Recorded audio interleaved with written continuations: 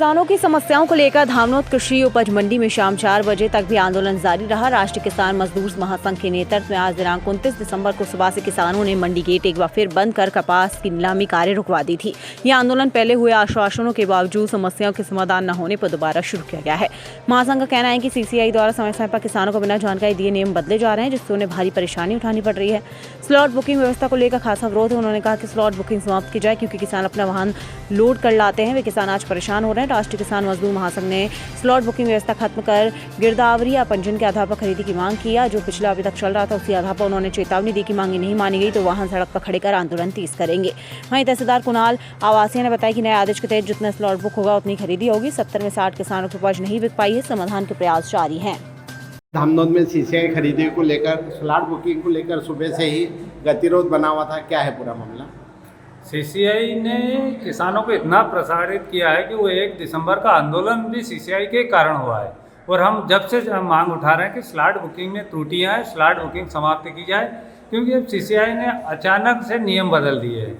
अभी तक जो वर्तमान में स्थितियां थी कि स्लॉट बुकिंग में कितनी भी मात्रा दर्शाई जाए, किंतु 39 कुंटल तक खरीदा जा रहा था। और आज अचानक उन्होंने बोल दिया कि जो स्लॉट बुकिंग में जितना माल दर्शाया जाएगा उतना ही किसान का कपास खरीदा जाएगा। तो ऐसे में किसान अपने वाहन लोड करके लाए हैं, वो किसान आज परेशान हो रहे हैं। हमारा मानना ये है कि स्लॉट बुकिंग व्यवस्था खत्म करे, गिरदावरी या रजिस्ट्रेशन पे खरीदी करे, या फिर जो पिछला अभी तक चल रहा था उसी आधार पर करे। क्योंकि सेंट्रल गवर्नमेंट की एजेंसी होने के नाते इसका ये मतलब नहीं निकलता है कि आप अपने मन चाही नियम कानून बनाएं और धरातल पर किसान को परेशान करें। शाम के 4 बज चुके हैं, अभी भी आज 70 स्लॉट बुकिंग थी। 8 किसानों की अपनी उपज नहीं बिक पाई है।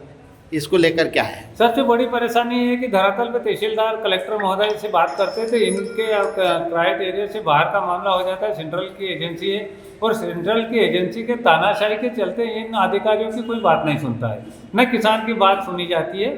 और सुनना ये भी गया है कि बॉम्बे हेड ऑफिस से जो स्लॉट बुकिंग को लेकर कुछ आंकड़े आए हैं, उनको कुछ डाउट हुआ है। तो जब तक डाउट धरातल पे क्लियर प्रशासनिक अधिकारियों से फीडबैक नहीं लिया जाता, उसके बाद नियम बदलना चाहिए।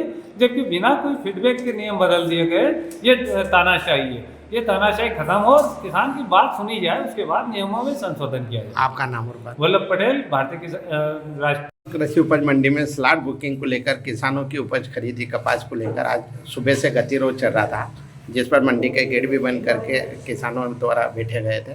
क्या है पूरा मामला? कुछ किसानों की ये शिकायत है कि हमारी जो लिमिट है, जो हमने स्लॉट बुक किया है, उससे ज़्यादा का हमारा कपास का उत्पादन है। इसके लिए एसडीओ का सर्टिफिकेट भी ये लोग किसान बंधु जो हैं वो साइन करवा के लेके आ रहे थे।